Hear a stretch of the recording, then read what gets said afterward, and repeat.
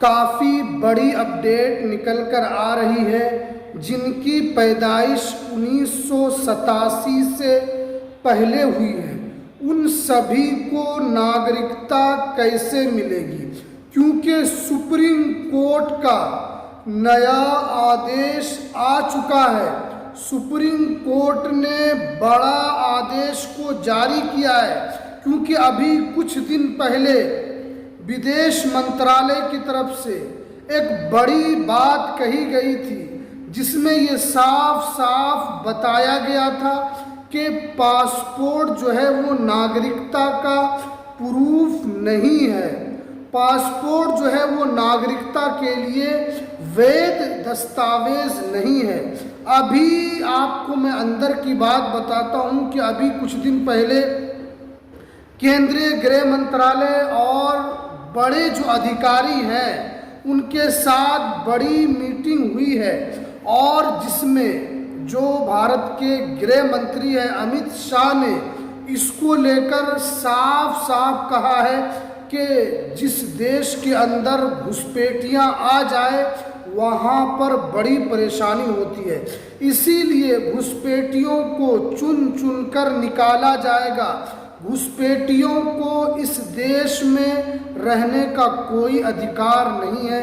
जो इल्लीगल तरीके से भारत के अंदर रह रहे हैं या भारत के अंदर आने की कोशिश कर रहे हैं, यानी बहुत बड़ी बात जो है वो अमित शाह साहब ने कहा। लेकिन मैं आपको बताता हूँ कि सबसे बड़ी जो परेशानी की बात है यहाँ पर वो क्या है। सबसे परेशानी की बात यह है कि जिनकी पैदाइश 1987 से पहले हुई है तो उन सभी के पास दस्तावेज नहीं है।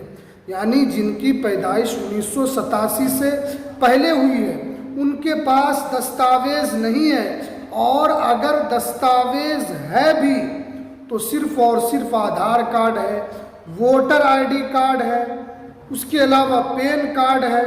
और आपको पता है कि ये सब कार्ड जो है ये सिर्फ आइडेंटिटी प्रूफ है। ये आपके आइडेंटिटी के वेरिफिकेशन में ये आपका काम आता है, और ये नागरिकता का प्रूफ नहीं हो सकता। इसीलिए क्योंकि बहुत सारे लोगों का ये मैसेज भी रहता है कि हमारे पास सिर्फ आधार कार्ड है, हमारे पास वोटर आईडी कार्ड है, हमारे पास सिर्फ राशन कार्ड है, तो ये सारे जो प्रूफ है ये आइडेंटिटी प्रूफ है, ये नागरिकता का प्रूफ नहीं है। तो किस तरीके से आपको नागरिकता साबित करना होगा, एक एक करके मैं आपको इस वीडियो के अंदर बताऊंगा। वीडियो को लास्ट तक देखना है, कहीं पर भी स्किप बिल्कुल नहीं करना है। आने वाले दिनों में सरकार जो है एनआरसी को लेकर भी बड़ा कदम उठाने के लिए जा रही है, और वहाँ पर आपको अपनी अपनी नागरिकता को जो है वो साबित करना होगा। अब देखिए, जिनकी उम्र कम होती है, जैसे 2 साल, 5 साल, 10 साल, 15 साल, 20 साल, तो उनका जो है आसानी के साथ जन्म प्रमाण पत्र हो वो बन जाता है। थोड़ा से आप कोशिश करते हैं, जैसे 5 साल के बच्चों का, 10 साल के बच्चों का, ये आसानी के साथ उनका जन्म प्रमाण पत्र बन जाता है और बन भी रहा है।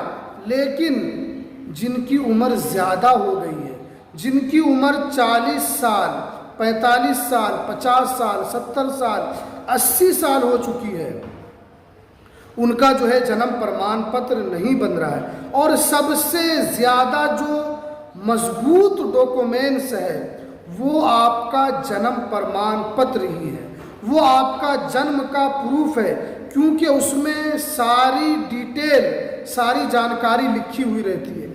आप कहाँ पैदा हुए हैं, किस देश में आप पैदा हुए हैं, किस राज्य में आप पैदा हुए हैं, वो सारी चीज़ उसके अंदर लिखी रहती है। इसीलिए जो जन्म प्रमाण पत्र है वो आपका एक महत्वपूर्ण दस्तावेज है। क्योंकि 2019 में भी आसाम के अंदर कोर्ट के आदेश के बाद एनआरसी हुई थी, जिसमें लाखों लाख लोगों का जो नाम है वो बाहर हो गया था। अगर मैं आंकड़ा आपको बताऊं तो लगभग 18 से 19 लाख लोगों का नाम जो है वो बाहर हो गया था। क्यों बाहर हुआ था? इसलिए कि उनके डॉक्यूमेंट्स में त्रुटि थी, उनके डॉक्यूमेंट्स में फॉल्ट था, उनके डॉक्यूमेंट्स में गलती थी, इसीलिए जो है उनका नाम बाहर हो गया। और उनके पास कागजात थे, ऐसा नहीं कि उनके पास कागजात नहीं थे, कागजात थे, लेकिन जो ज़रूरी डॉक्यूमेंट्स है वो नहीं थे। अब देखिए यहाँ पर जो बताया गया है कि अगर किसी व्यक्ति का जो जन्म है वो 1987 से पहले भारत में हुई है, तो देखिए यहाँ पर साफ साफ लिखा हुआ है कि भारतीय कानून के मुताबिक वो समान जन्म से ही वो भारत का नागरिक माना जाएगा। यानी अगर उनकी पैदाइश 1987 से पहले की है तो वो समान रूप से वो इस देश का नागरिक माना जाएगा और वो इस देश का एक तरीके से सिटीजनशिप उसको मिली हुई होगी, वो इस देश का एक नागरिक होगा। इसलिए यहाँ पर साफ साफ बताया गया। उसके बाद देखिए, उसके लिए आपको कोई प्रूफ नहीं दिखाना होगा, लेकिन आपको जन्म का प्रूफ तो दिखाना होगा कि हाँ, अगर आप ये कह रहे हैं कि आपकी पैदाइश 1987 से पहले भारत में हुई है तो आपको कोई ना कोई प्रूफ दिखाना होगा। तो सबसे ज़्यादा मजबूत और सबसे ज़्यादा जो ज़रूरी डॉक्यूमेंट्स है वो आपका जन्म प्रमाण पत्र है। यहाँ अलग से आपको नागरिकता साबित नहीं करना है, सिर्फ ये साबित करना है कि आपकी पैदाइश जो है वो यहीं हुई है। आपको नागरिकता के लिए भी आपको आवेदन करने की ज़रूरत नहीं पड़ेगी। और ऐसे आदमी को सिर्फ और सिर्फ जो है 1987 से पहले का कोई जो प्रूफ है वो आपको देना होगा, जब ज़रूरत पड़ने पर आपको देना होगा। अब बात यह है कि कौन सा दस्तावेज़ है, तो हमने आपको पहले बताया कि आप जन्म प्रमाण पत्र तो दे ही सकते हैं, उसके अलावा आप स्कूल का रिकॉर्ड भी दे सकते हैं।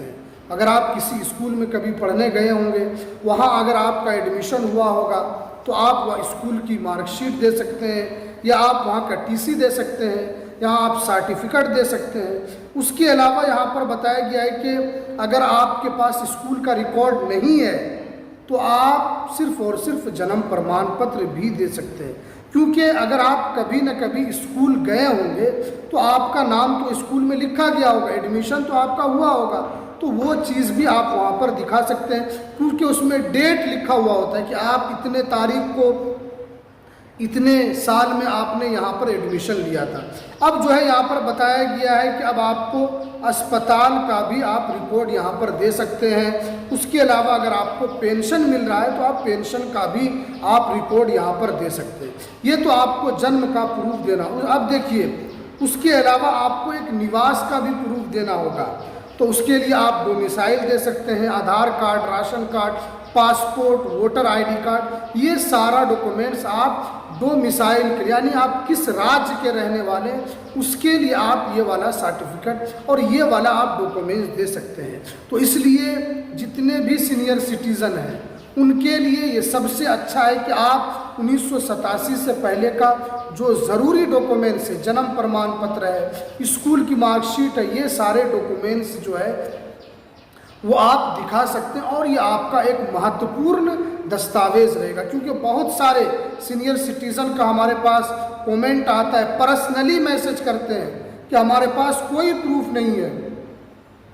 तो आप अपने ज़मीन के दस्तावेज़ दे सकते हैं। अगर आपके पास नहीं है तो आप बनाने की कोशिश कीजिए, तो आप ये सारे डॉक्यूमेंट्स अपने पास रख सकते हैं। तो चलिए, ये थी आज की सबसे इम्पोर्टेंट जानकारी। तो हमें दीजिए इजाज़त, फिर मिलते हैं किसी नेक्स्ट वीडियो में नई अपडेट के साथ।